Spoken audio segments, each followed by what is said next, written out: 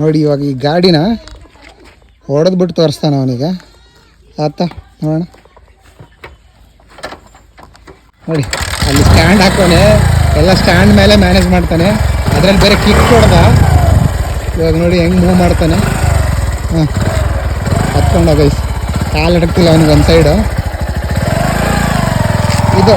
ಇದು ಪೊಗರು ಅಂದರೆ ಬಿಡ ಬಂದ ನೋಡಿ ಒಂದು ರೌಂಡ್ ಹಾಕೊಂಡು. ತಿರ್ಗಿಸೋಕೆ ಬರುತ್ತಾ ನಿನಗೆ? ತಿರ್ಗಿಸ್ ನೋಡೋಣ.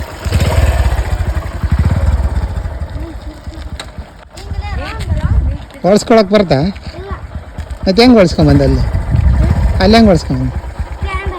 ಕಳಿಸ್ ಮೇಡಮ್, ಅದು ಸ್ಟ್ಯಾಂಡ್ ಹಾಕಿ ಕಳಿಸ್. ಸ್ಟ್ಯಾಂಡ್ ಹಾಕಿಲ್ಲ.